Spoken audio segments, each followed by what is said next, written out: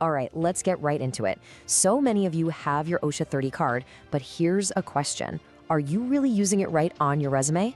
Because that one little line, if you frame it correctly, can be the thing that gets you the interview instead of getting you ignored. Today, we're going to take that simple certification and turn it into your most powerful career weapon. And this right here, this is the whole problem. If you're just tucking OSHA 30 at the very bottom of your resume with all the other stuff, you are throwing away its power. It tells a hiring manager you did the bare minimum, but it says absolutely nothing about what you can actually do. We're going to fix that, starting now. So let's talk about this blind spot.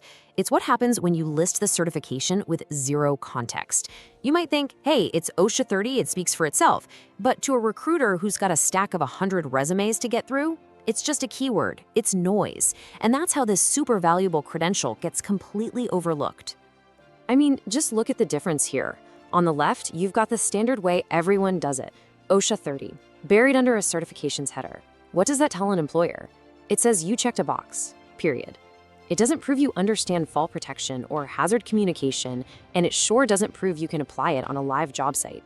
Okay, so if you really want to stand out, you have to stop thinking like an applicant and start thinking like the person on the other side of the table. They're not just looking for a piece of paper, they're looking for someone who can walk on site and actively make it safer. They're looking for competence. And this is really what it all comes down to, isn't it? Your OSHA 30 card might get your resume through the initial computer screening. Sure, it'll open the door, but it's proving you can actually apply that knowledge, proving your competence. That's what gets you the job offer. They want to see the how, not just the what. And this number illustrates the goal perfectly. Hiring managers are hunting for impact. They're looking for results. When they see a resume with real numbers, like helped reduce on-site incidents by 40% over 6 months, that's tangible proof you know what you're doing. That is the kind of language that makes them pick up the phone. Okay, so how do we actually do this? Let's get tactical. It's time to look at the practical, step-by-step transformation of your OSHA 30 listing, taking it from a forgotten line item to a powerful statement about your skills. First things first, a super simple fix that makes a huge difference. Use the full formal name. It's not just OSHA 30. It's the OSHA 30-hour construction outreach training program. Right away, that tiny detail shows you're a professional who pays attention to detail. It just looks better.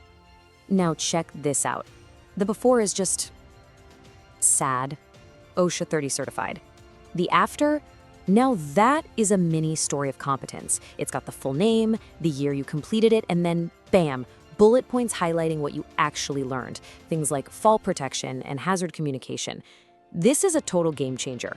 So why is this after version so much better? It's because in one quick scan, it proves 3 crucial things.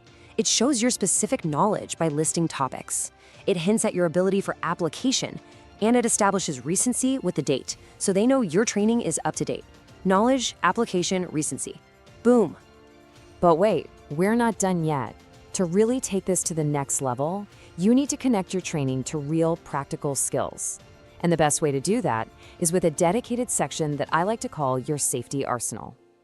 And here's exactly how you build it. You create a new section on your resume called Safety and Compliance Competencies. Then you start listing out skills pulled directly from your training, like hazard identification, JHA development, and incident reporting.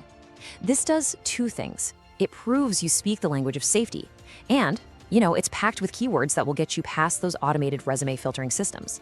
It's a win-win. Now you've got your foundation. From here, you start stacking other credentials on top.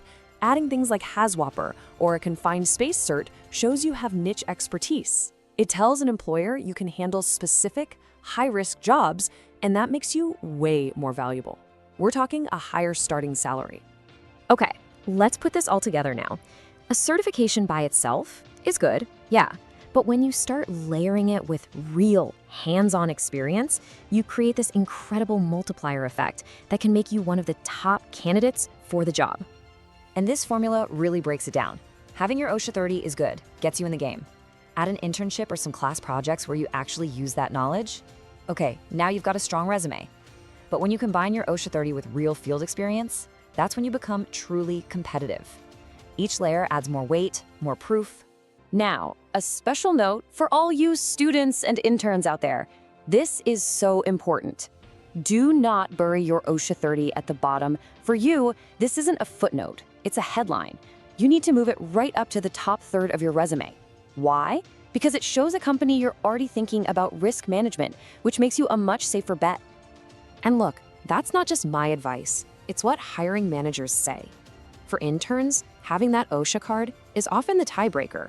It signals you get it, you understand hazards, you speak the language, and you'll need less handholding. It's the one thing that can push your resume from the maybe pile straight into the interview pile. Now, while you're building this amazing resume, there's something you have to protect at all costs: your credibility. Because all this great formatting means nothing if a hiring manager thinks you're misrepresenting yourself. So let's quickly cover a few critical things to avoid. This all comes down to being honest and precise. Your OSHA 30 training makes you knowledgeable, but it does not make you a safety manager. Don't claim a title you haven't earned. And be crystal clear about your dates. Never, ever list an expired certification.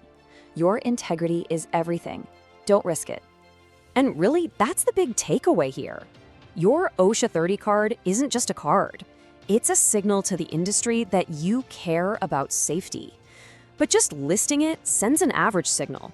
When you frame it with context, skills, and results, you send an impressive one, a powerful one.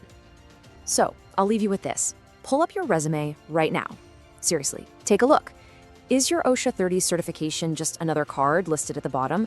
Or is it sending a clear, powerful signal about the smart, competent, and proactive safety professional you truly are? And hey, if you want to put all these ideas into action right away, I've got a free resume template made just for safety professionals that has everything we've talked about built right in. If you want it, just drop the word resume in the comments below and we'll send it over to you.